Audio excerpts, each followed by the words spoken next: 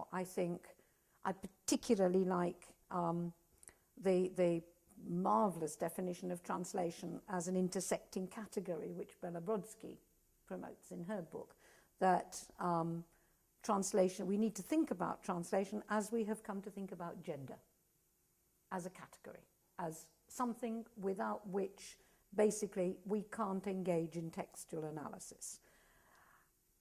Translation studies, the disadvantage of translation studies as a term is that, and I mean I've said this and I will say it again unashamedly,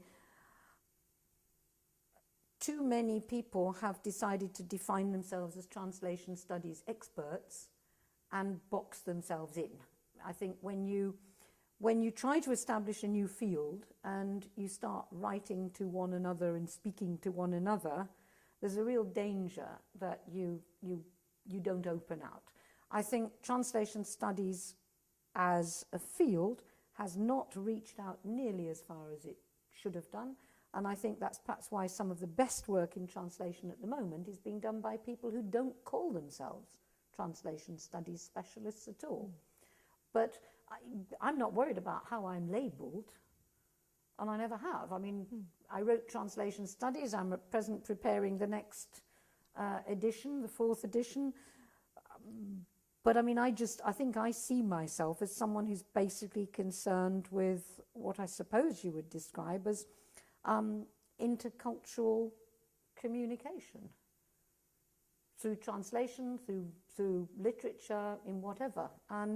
But I do think there is something of a problem in terms of terminology, and that has to do with the disciplinary bases within institutions that want to label this as translation and that as comp lit. And I mean, I'm very happy with world literature. It's a good loose category, but somebody will come along in a while and say that's too restrictive as well.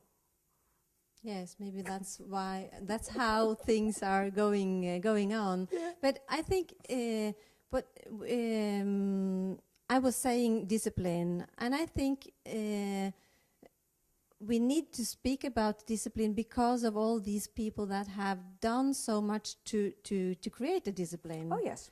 And it has been defined and it has been identified as a discipline. You can see it positively or negatively, but now I think we need to make a new step further. Maybe it was important to call it discipline and identify with the discipline to really start to fly. But now that we are flying, maybe we don't need it anymore and it's too restrictive. Yeah, I think possibly to give it respectability, to make it respectable. Yes, yeah. So now translation studies is respectable, but, and I can't emphasize this too strongly, translation studies from the beginning was a contestatory field. It was Even Zohar, Lefebvre, and myself, all of us, we were protesting against what we saw as restrictions. And so my concern is, what happens, if you want to call it a discipline, what happens when a discipline becomes very respectable? It has to be challenged by someone. It's too old. Change never comes from the establishment. Change comes from the margins, from people saying, we're not happy with that. And so what I would like to see is a whole load of people saying, we're not happy with translation studies at the moment. It's got too conservative. It's too narrow in focus. Let's do something else. We are trying with our journal. Time will show, and we are calling this project post-translation studies. Do you think it could work? Well, we had feminism and post-feminism, and we had structuralism and post-structuralism. Post-translation, I mean, part of the problem with post-translation studies is that translation is still at the center of things. I mean, I know we've talked with various people about, is there another way of getting beyond the very word translation? And I mean, one of the things that comes out in the book that S.B. Bielsa and I did is how few of the people doing what we would call translation in news call themselves translators. They call themselves international journalists. And I have a student at the moment who is doing a super PhD on advertising in particular in the automotive industry in England and Italy. And again, when she looks at advertising agencies, they don't want to call themselves translators. So there's a kind of difficulty around the very notion of the word translation. So maybe post-translation is sufficiently provocative for now, but I don't think it's going to be.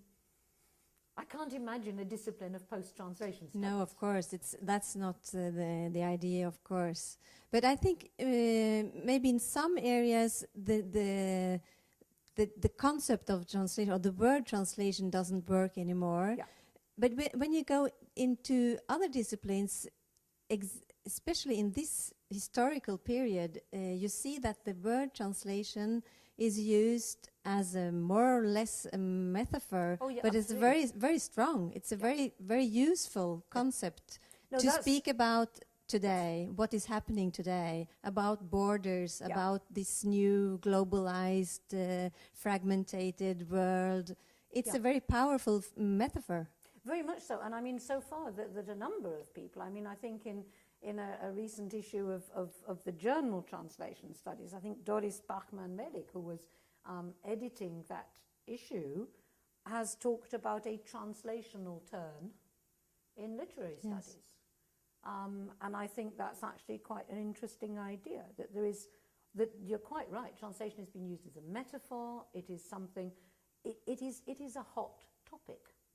But I think we have to be aware that translation as a hot topic is not necessarily translation studies as a hot topic. No, so, I agree. No, that's the concept, not translation studies. The concept, the translation concept, absolutely. And that has to do, as I say, with what I see as not just epistemological shifts, but also actual socio-political shifts, which epistemological shifts obviously come as a result of those other changes. But yeah. Thank you.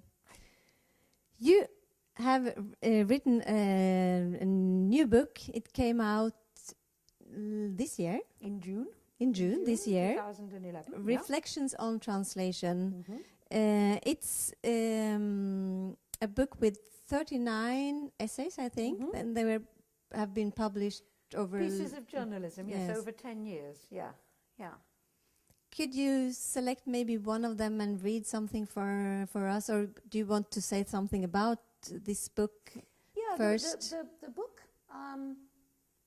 The book came about because, as I say, I had been writing these columns for two journals, for two professional journals. One, The Linguist, which is the Institute of Linguists monthly publication, and the other, the Institute of Translators and Interpreters Bulletin. And it's been absolutely liberating because I've been allowed to write about anything that I wanted to. So I could write about translating menus, I could write about the debate between theory and practice, I could write personal things, translating theatre.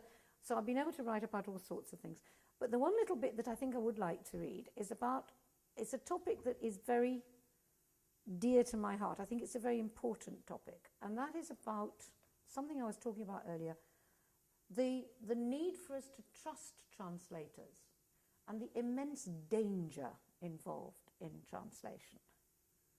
And this essay was triggered by the incredibly brutal murder of some translators and interpreters in Afghanistan by the Taliban, who had their tongues cut out and were murdered. And it struck me, thinking how many times through the ages people had been burned to death and executed and so on because of translation. And so it's a topic I keep coming back to again and again. And if I could just read one two little tiny bits from this, really, and one is this. Language is powerful. There is an old English saying which goes, "Sticks and stones may break my bones, but words will never hurt me." This is simply nonsense.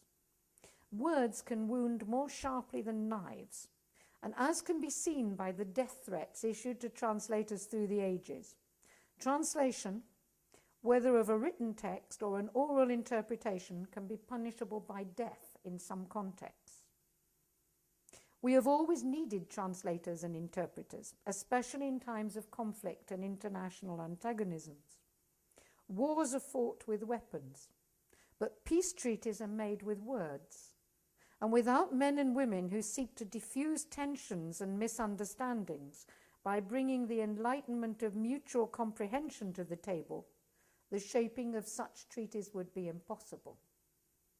The brutal murder of the Afghan interpreters serves to show us all how vital interlingual communication is if we want to create a better world, and how badly we all need brave people capable of facilitating that communication. The risks they take are huge because they're dealing not only with the hostilities of a particular conflict, but with deep-seated psychological fears of otherness, fears that stem from the terrible power of a language that is unknown to us, outside of us, and belonging to other people who may be our enemies. Translators and interpreters who have the courage to face down those fears in their day-to-day work deserve our respect and admiration. And that, for me, is really why translation